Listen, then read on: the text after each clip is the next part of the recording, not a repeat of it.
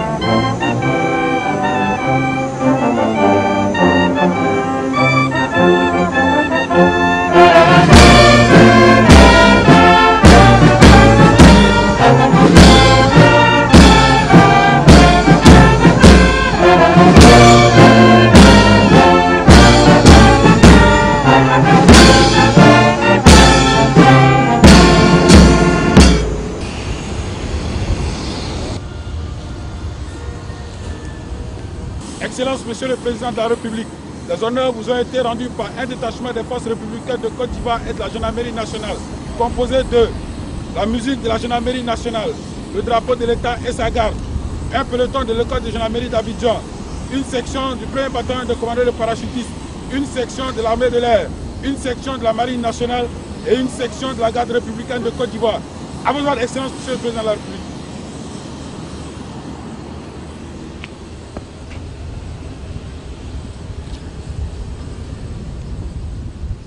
Au salon d'honneur de l'aéroport international Félix Houphouët-Boigny d'Abidjan, le président de la République explique les raisons de sa visite en terre ivoirienne. Je suis très heureux de me retrouver en Côte d'Ivoire que je connais très bien. Ces deux crises me préoccupent beaucoup parce que nos pays sont encore fragiles. La Guinée sort d'un régime militaire, c'est la même chose pour le Niger, la Côte d'Ivoire sort d'une guerre. Donc nos pays ne sont pas encore tout à fait stables. Donc tout soubresaut dans la sous-région ne peut que nous inquiéter.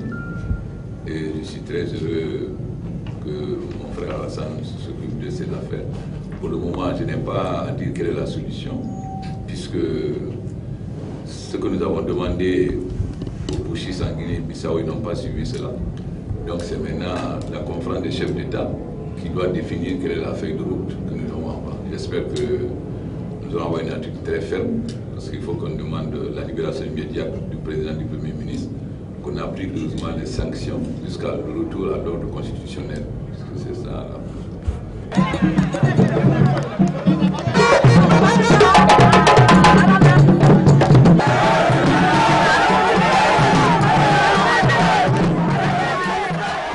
Avant son départ pour l'hôtel Ivoire où ce sommet extraordinaire des chefs d'État et de gouvernement de la CEDEAO s'est tenu, le chef de l'État, professeur Alpha Condé, a eu droit à une belle foule de la communauté guinéenne vivant en Côte d'Ivoire, précisément à Abidjan.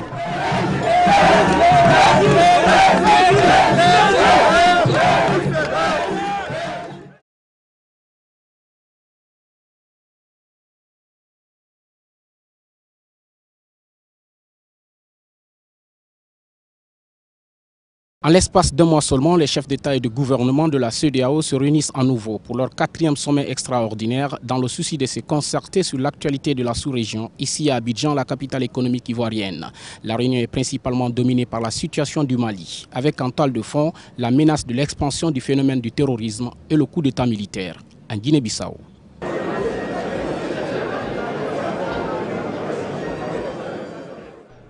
Ce 4e sommet extraordinaire des chefs d'État et de gouvernement de la CEDEAO porte sur la situation politique et sécuritaire dans la sous-région, notamment les crises au Mali et en Guinée-Bissau. L'objectif étant de ramener la paix et la stabilité dans ces deux pays en vue de garantir les institutions démocratiques. Un sacré défi à relever dans un contexte politique difficile alors que les populations du Mali et de la Guinée-Bissau gardent tout leur espoir sur la CEDEAO. L'objectif de ce sommet extraordinaire de la CEDEAO, convoqué une fois encore en urgence, est de faire le bilan à mi-parcours de nos actions communes et de donner de l'élan à nos prochaines initiatives, notamment dans la mise en œuvre de nos décisions sur la situation politique du Mali. Il nous faudra également prendre ensemble d'importantes mesures pour répondre sans délai à la situation de confusion politique qui règne en Guinée-Bissau. Ces chefs d'État et de gouvernement de la CEDEAO, tout comme les représentants de l'Union africaine et de l'Organisation des Nations Unies, ont rappelé l'urgence de cette session, compte tenu de la situation politique et sécuritaire inquiétante en Afrique de l'Ouest, notamment dans le nord du Mali, ainsi que la crise électorale en cours en Guinée-Bissau. Ils ont par ailleurs attiré l'attention sur les conséquences désastreuses de ces événements sur la sécurité au niveau régional et international. Plusieurs mesures rigoureuses ont été prises au cours de ce 4e sommet extraordinaire des chefs d'État et de gouvernement pour établir l'ordre constitutionnel et ramener la paix dans ces deux pays de la sous-région ouest-africaine. Ce sommet extraordinaire, il faut souligner d'abord qu'il y a eu une présence record de chefs d'État. La plupart des chefs d'État étaient présents, ce qui indique clairement que la situation du Mali et de Guinée-Bissau intéresse vraiment la CEDEAO.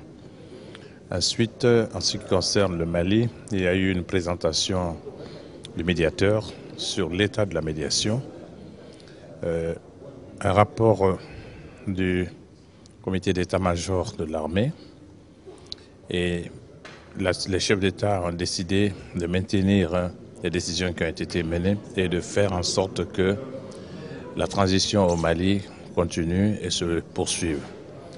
Plusieurs chefs d'État ont demandé la clarification en ce qui concerne le rôle exact de l'armée aujourd'hui et souhaitent que cette transition soit poursuivie. Des questions comme la limite de la transition, ou du moins du mandat du président intérimaire, ces questions ont été discutées. Il y a eu des propositions pour que ce mandat, en accord avec ce qui a été fait pour les députés, que l'Assemblée soit autorisée à proroger le mandat du président intérimaire. En ce qui concerne la situation en Guinée-Bissau, le sommet a exprimé tout son soutien sans réserve au professeur Alpha Condé, médiateur dans ce pays, et a exhorté toutes les parties prenantes à lui apporter leur pleine coopération. Le tout dans le souci de trouver une solution pacifique à la crise actuelle. Pour réussir cette nouvelle démarche, la CEDEAO opte finalement pour la force à travers le déploiement de troupes militaires en 72 heures si la junte ne respecte pas les décisions prises. Pour ce qui concerne la Guinée-Bissau, en tant que représentant du médiateur, nous avons avec le ministre des Affaires étrangères de Côte d'Ivoire, le ministre des Affaires étrangères du Bénin, le ministre des Affaires étrangères du Nigeria, nous avons rencontré une délégation de la junte de Guinée-Bissau. Nous avons posé 3 questions essentielles pour rapporter aux chefs d'État en ce qui concerne la nouvelle situation qui est créée. Nous avons voulu, d'abord, nous avons donné un message. Le message de la CEDEAO, comme vous le savez, c'est la tolérance zéro en ce qui concerne la prise de pouvoir. Alors, nous avons été très clairs en indiquant qu'aucune prise de pouvoir par la force n'est acceptée par la CEDEAO. Nous avons évoqué le retour à l'ordre constitutionnel en Guinée-Bissau. Nous avons soulevé la question des personnalités qui sont sous arrestation pour le moment et aussi de l'envoi de troupes en vue de sécuriser le retrait des troupes angolaises et aussi la sécurisation du processus électoral. Après cette rencontre, à l'ouverture, le président professeur Alpha Condé a fait un rapport en tant que médiateur. Il a fait le point de la situation en Guinée-Bissau depuis le moment où il a été choisi par ses pairs jusqu'à maintenant. et a fait des propositions concrètes sur un certain nombre de points. Le sommet a retenu que les points essentiels, qui sont le retour à l'ordre constitutionnel, demander aux troupes, aux forces armées de respecter la légalité des institutions. Mais aussi et surtout, le sommet a décidé d'imposer des sanctions comme il fallait s'y attendre, des sanctions ciblées qui vont entrer en vigueur dans les 72 heures. Je dirais qu'ensuite un comité de suivi a été mis en place et qui comprend un certain nombre d'États et aussi l'envoi de troupes de la CEDEAO. L'envoi de troupes, il y aura des pays comme le Nigeria, comme le Burkina, le Togo, le Sénégal, qui se sont engagés à fournir des troupes pour envoyer des troupes en Guinée-Bissau. Des questions très importantes ont été discutées, naturellement le problème du narcotrafic et aussi le problème de la nécessité de la réforme de ce secteur de sécurité des forces de défense. Et sur ces points, il y a eu de larges débats et je crois qu'un consensus a été obtenu. Je dirais que ce sommet est un tournant parce que maintenant la médiation et le comité de suivi vont mettre en œuvre ces plans qui ont été adoptés, ces résolutions et ces importantes décisions, les sanctions qui vont commencer dans les 112 heures si la junte ne se plie pas aux injonctions de la CEDEAO et ensuite la possibilité de l'envoi de troupes dans ce pays et la menace même de l'intervention de la Cour pénale internationale pour ceux qui s'opposeront à la mise en œuvre de ce plan.